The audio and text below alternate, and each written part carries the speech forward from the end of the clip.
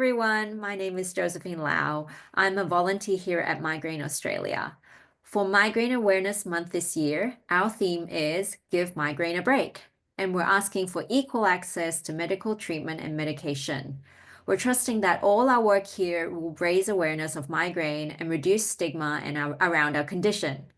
Joining us today is Emily.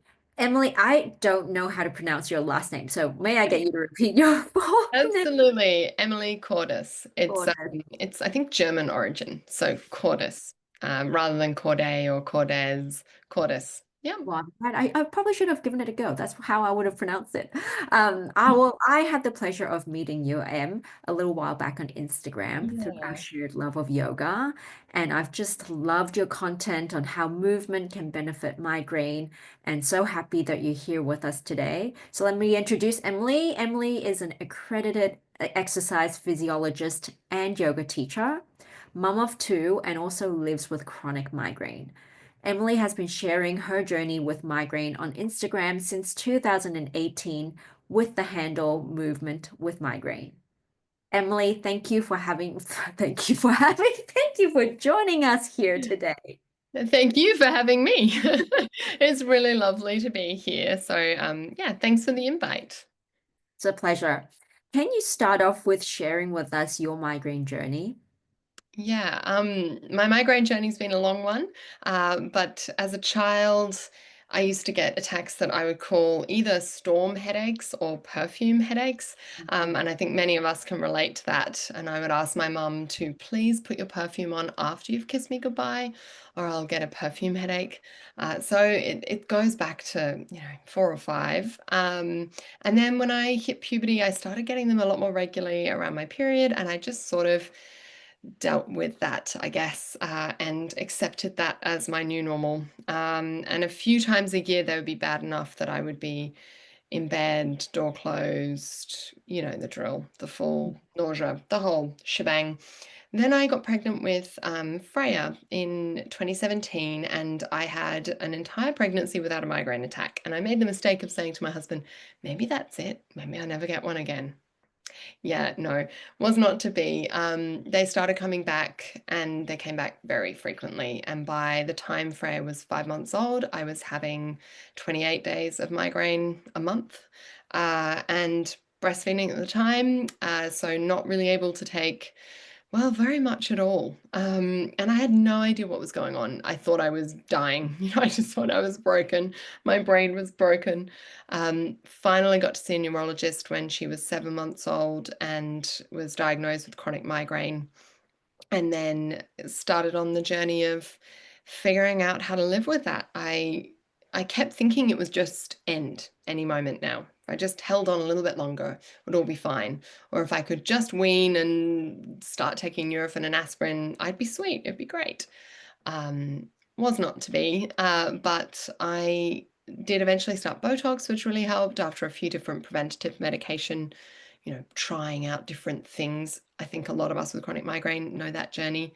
Then I had my second daughter, Evie, had another little break, but unfortunately, yep, after she was born, went back to chronic migraine, which I still live with today, but it is much better managed these days. I've been on Ajovy injections for about a year, and the change has been remarkable. That with Nurtec. I'm one of the lucky ones that the CGRP medications seem to work quite well for me. So yeah, that's where I am today. Still dealing with it. It's not total remission, but it's a whole lot more manageable than it was. Thank you for sharing that. I really relate to having no attacks during pregnancy. I Yeah. think that's a very interesting subject for someone to look into why that is. I'm probably looked into already, but I was the same with not having any attacks during pregnancy and thinking, oh, finally, something's ticked over. I'll never get this again. And then the joys of motherhood, change in schedule, all of that just adds into, your mental load as well. And I wonder Yeah. if it became a trigger again for me. But thanks for And the sharing. hormonal roller coaster. I think pregnancy, the hormones are increasing, but at some point they do stabilize. And I tend to think that for some of us, that sort of hormonal stability is a good thing for the brain. And then we come down the other side of it and there's that roller coaster again. So I'm sure many can relate. Now, what led you to become an exercise physiologist? Have you always wanted to be one, or did migraine lead you there? migraine didn't, but funnily enough, chronic illness did, but not mine. So this was not on my mind when I was 18, 19, starting at uni. I actually did media and communications and international relations first, and went on to, through some twists and turns, end up building websites. And then I took up yoga teaching because I was already doing yoga and I loved it. And I felt called to go and do that training, and I didn't think I'd ever teach, but it unlocked sort of a different thing inside me. I was like, this is amazing. I love it. And it was, I don't know, I'm the sort of personality that when I do something, I want to do it to the fullest sort of extent. And I had a few private clients who were dealing with some chronic illnesses, and I felt like yoga was benefiting them, but I wanted to help more. And I also wanted to understand why, on a physiological level, why yoga was beneficial for them. I knew that it was a combination of mind and body and everything in that yoga practice can bring, but I was really interested in the physiology of it. And then my husband Carl developed Crohn's disease and also found it hard to stay active because of surgery he had to have and medications and stuff. And I got looking into exercise physiology and I went, yeah, that sounds like exactly what I want to do. And I can combine yoga and still teach that, but I can understand a lot more. So I went back as a mature age student, and it was towards the end of my degree that I fell pregnant with Freya and had her, and then developed chronic migraine myself. So it was funny. Yeah, I did this to help people with chronic illness, and then developed one along the way.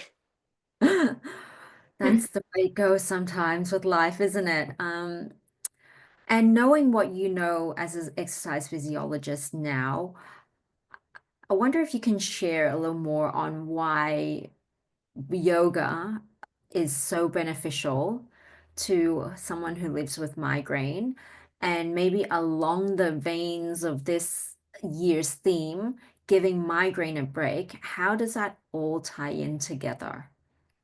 Yeah, interesting. An interesting one because we don't fully understand.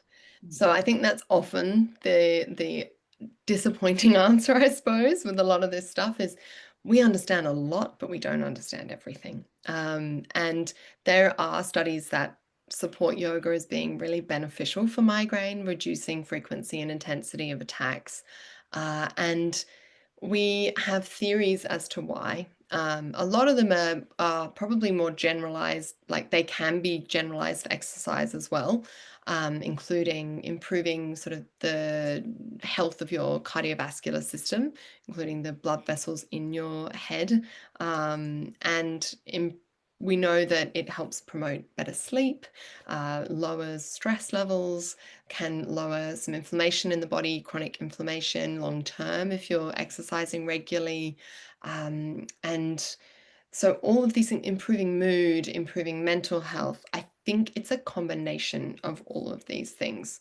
So while I wanted concrete answers, what I got was theories and some answers and some more questions and a real understanding that we are very complex beings and that the answer is very individual for each person as to what will give migraine a break. I think we need a biopsychosocial approach, to use the nerdy scientific term, where we look at not just what's happening physically for you, but what's going on with psychologically for you, what's going on in your life at the moment. And yoga and exercise have to fit with all of that and also benefit all of that ideally. And then hopefully that will help you give migraine a break. That's a Mm. very long, convoluted answer to that question. Sorry. I really like that answer, and I really think that there's something grounding and humbling about, accepting Yeah. that I don't know exactly why, and especially when there's an attack the general disposition is why? Did I eat this? Did I eat that? I do. Oh, then, all the questions. And sometimes you just don't know. And then coming to a place of acceptance, to your point around, it's just so complex, Yeah. can be very good for the brain and the Yeah, body. and actually, sorry. Yeah, I think it's also good for actually our migraine, weirdly enough. When we can accept that some of this is out of our control and accept that there isn't, I really dislike the term sort of root cause, because the root cause is part genetic, part biological, biologic, might be triggered by things that have happened in your life. But I think the discussion of sort of root cause and blame and stuff, it puts a lot on us and it increases our stress. And if we can actually come to accept that some of this isn't in our control and it's unfortunate and it's, rough and that's hard, but it can take away some of that stress and anxiety about needing to always control our triggers and be on such high alert, which we know ends up making us sort of more sensitive. If we can relax around all of it, and then we can hopefully lower the intensity of everything. Yeah. So I actually don't think that was, you started off saying that it might be a disappointing answer. To me, I think that is a very fulfilling answer for, and one that I think will be very helpful to our audience here. That said, if we were to focus on the science behind why movement is good, I know that you are a you teach chair yoga. Can you explain a bit more about how it works and how it can help manage migraine? Yeah. So I guess I came to chair yoga myself in a similar way to how I came to share online on Instagram about my journey with exercise with migraine, was because I found that I couldn't exercise without triggering an attack, and I just started avoiding exercise and was really just kind of scared of it. And I've thought, well, as a student of exercise physiology, I got to find a way to make this work. Very similar with the yoga. I found that I really was abandoning my practice completely because I would do downward facing dog and I'd get an attack. I'd lie on my back and do even just bridge pose, raising my hips up higher than my head for whatever reason seemed to trigger an attack. Everybody's different with these things, but I'm just saying for me, a lot of these fundamentals of the vinyasa practice that I had been used to for so long on the mat became inaccessible.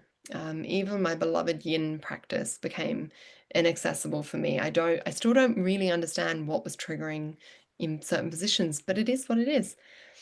But what I came to find was that if I did some gentle yoga on a chair, I could do that and not trigger an attack at all. And I think it's because my head was in a similar position.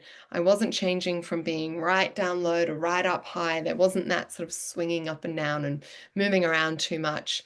And there was less pressure on my joints. So I started to adapt the postures for the chair. And this is not just like I didn't come up with this, I came up with some of them, but I was Googling and finding out what other people were doing for chair-based yoga. And then I suggested at my clinic where I work as an exercise physiologist that we could trial a class of this and I could try teaching it. Um, yeah, and I just found such joy from teaching it and practicing it and sharing it with others. And I felt like I had sort of, I don't know, I'd found my way back to yoga. And yoga has been just such a beautiful thread through my life and it just so happens that I started it at 18. So it's my whole adult life. And my yoga practice along the way has looked very different at different stages. It looked different in pregnancy. It looked different in the postpartum period where it was really just breath work and meditation. And now it has to look different because of migraine. And that's okay. But it still has the fundamental benefits of yoga in that it can help us lower that stress by reconnecting with our breath and moving our body and coming to be a little bit more mindful and present. Um, it gives us space to get curious, I think, about what's going on in our mind and body, which is one of, as you would know, the beauties of a yoga practice. and holding that space for ourselves and allowing for a whole range of sensations and emotions and feelings. And you come to notice that things are never the same from one moment to the next, and that change is constant. Um, and that can be really powerful when you're living with chronic pain and you're worried that this is it forever, you know. Mm. So yeah, that's, I think, again, a long answer, but it's a really beautiful, I think, a beautiful practice of yoga. It just looks different to your classic mat-based class. Yes, I loved how you illustrated how you're using your hands as well with the waves, and it is a bit of a wave and a evolving journey, isn't it? Yoga, one that you can take, I would say, because I'm a yoga practitioner, that you can take for life. It may look different in different seasons. And I guess the next question specifically pertaining to that is then you mentioned that like instead of doing all or nothing, because maybe you went through a stage. I certainly did myself. It's like, well, if it never used to trigger me now, but now downward facing dog as an example would trigger me, and then suddenly this other pose would trigger me. Okay, well, I would just stop everything. That isn't the approach that you're advocating. You are suggesting that it will evolve and it may look different. What would you say to someone, or what would be the approach for someone who is in attack? Would they be better off refraining from movement or doing movement? And then how does that differ or compare with a preventative uh, movement schedule, whatever you would call it. Yes. Yeah. So it is a complex one, again, and it is quite an individual one. It requires, I think, some experimentation and a willingness to try a few different things. I think also we should consider that it's different for episodic migraine and chronic migraine. If you live with episodic migraine and you don't get too many a month, too many attacks each month, then you probably can just avoid exercising on days where you have an attack in progress. But we do know that the evidence, I say we know, but we know as well as we can, in this scientific world. There is a lot of evidence that shows that regular exercise can lower the frequency and the intensity of your attacks. So we know that long term, it's going to be really beneficial for you to be fitter and for you to try and work in exercise where you can and come into a good exercise routine for you.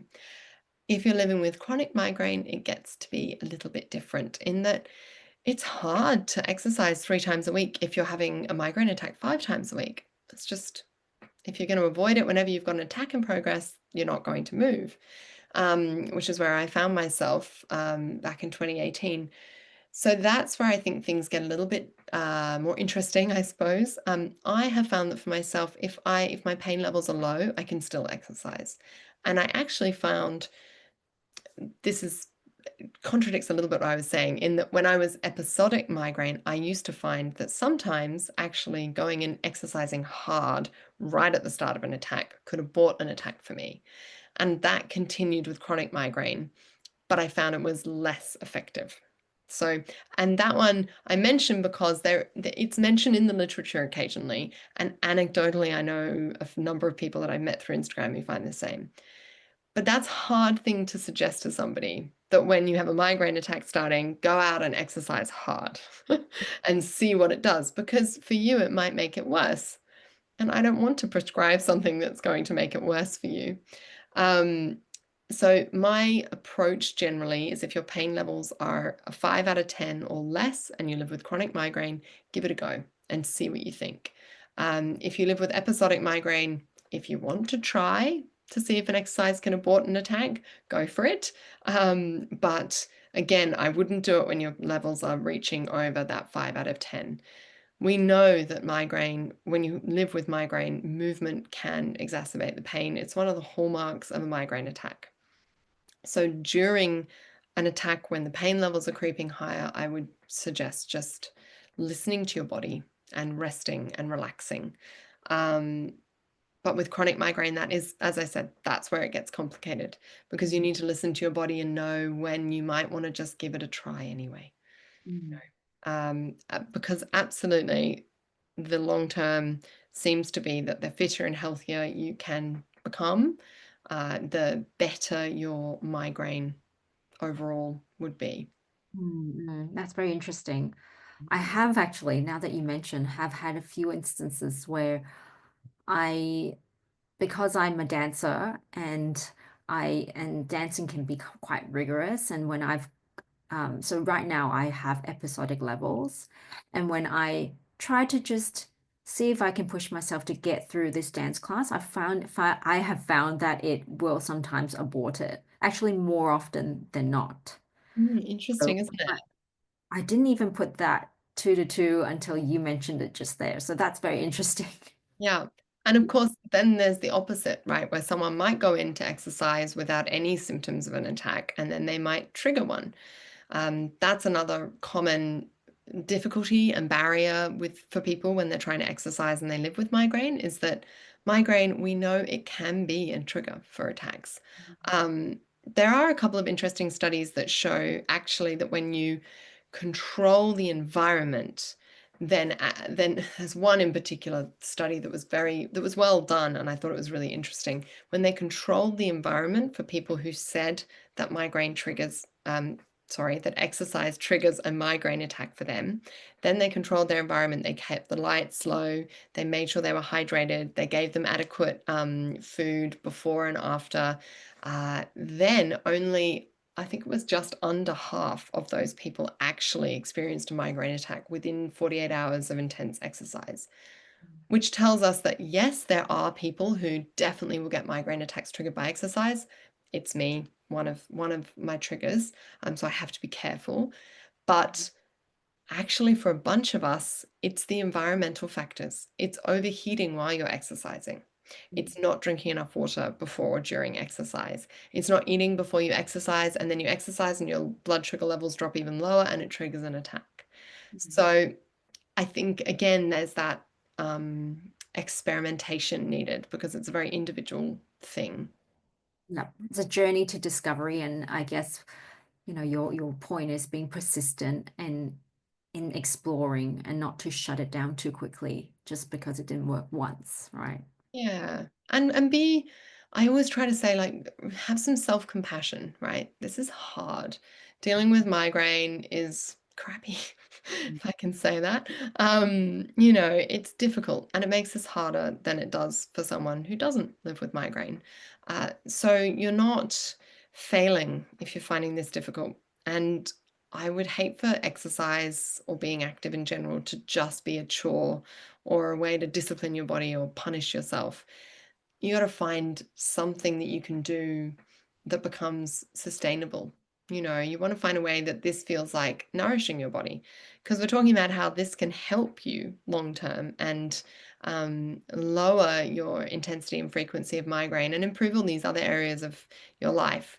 We're not doing this as a way to just punish you. So, you know, be kind to yourself and experiment with, I guess, more of a curious mind rather than oh God, why is this so awful for me? Mhm. If that makes sense. Absolutely. And there is a component to yoga and exercise, which is the breathing and the breath work practice. Do you use mindful breathing? I guess, how frequently, and how has that helped your journey? Can you speak to the breathwork techniques as well? Yeah. Um, I think it's a really beautiful practice and a really powerful and there can be really powerful techniques. Um, it's one that, again, there's no one size fits all. For some people with a history of trauma and anxiety, breath work isn't appropriate and can make them feel sort of the opposite, not the relaxed and grounded that you're wanting. But I think generally finding some breathwork practices that work for you can be a really lovely way to access that sort of calming response in the body, that relaxation response. I think the one that I would use the most, the one that I've taught my kids, the one I incorporate into a lot of my chair yoga classes would be just the simple straw breathing. So it's not a necessarily classically yogic one per se. We do things like alternate nostril breathing and stuff in the chair yoga, and that's really fun. For anyone who doesn't know what I mean, you can Google that. It's just a simple one where you block one nostril, breathe in, and block the other and breathe out. Anyway, but straw breathing is a deep inhale through the nose, and then exhale as if you're breathing out through a straw. And why would we do this? Well, lengthening the exhale, slowing down the exhale can be a way to shift into a parasympathetic nervous response. So that more rest and digest out of our fight or flight sympathetic nervous system. So you can imagine that if you're in pain with a migraine attack, everything's on high alert, you're not feeling good, your whole body's stressed. It can be a really nice one to access just as a way to just bring it down a little bit. I find I use it now that I've really been trying to work it into my life. I find I use it probably once a day, just like, and I'm talking 2 or 3 breaths while I'm at a traffic light. I'm like, okay, red light, straw breathing time. So finding little ways that you can incorporate that into your life is, yeah, a bit of a fun thing to do. And making it a habit, right? Yeah. Just the more you practice, the more you build your neural pathways in your brain. So then you're essentially always trying to kind of suppress the high anxiety or highly sensitive brain just down a notch through the breathing Yeah. techniques, right? Yeah. So now, what's one top tip or action item you can give our audience today? It can be about giving migraine a break. That would be nice, but if it doesn't have to be. Again, a slightly complicated answer. I would say give yourself a break. Don't be so hard on yourself as one way to give migraine a break. Um, um, but it's a two-parter.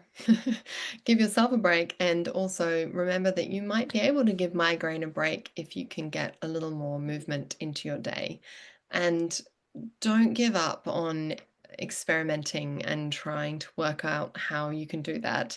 It doesn't have to look like training for a marathon. In fact, it probably won't. And I'm not saying you have to go out straight away for a 45-minute walk every day of the week, but getting up and going for a 5-minute stroll or a 10-minute stroll, if you did that every day, that's 70 minutes of aerobic activity in your week that you weren't doing before. A little bit of yoga each day adds up. A little bit of something you enjoy. We're talking about yoga because that's what we both do.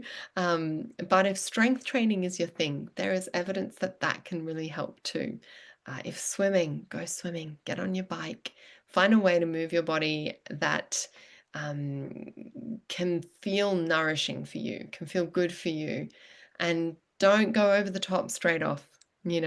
Take your time, build up slowly, give yourself a break, be kind to yourself while you're doing all of this. Oh, I love that so much. Well, thank you for joining us again today. I know that you're very active on Instagram, and I love that because there's so much stuff that you share that's so valuable. Are there any other channels, though, that our audience can also find you on? And what are they? Insta is definitely the main one where I hang out and share the most, starting to share a little more recently. Also my website, emilycordes.com, for ways that you can work with me. And I have a chair yoga, introduction to chair yoga for migraine course up on my website now, with another course about exercising for migraine coming later this year, currently in production behind the scenes. So that's exciting. So stay tuned for that too. Wonderful. Thank you Well, so much for having me. It was really fun hanging out. yeah, it's a pleasure. I really enjoyed this conversation. For everyone who's listening, thank you for joining us again today. We're covering a range of topics for Migraine Awareness Month this year on how to give migraine a break. To learn more, head over to migraine.org.au or find us on socials. Thank you. you.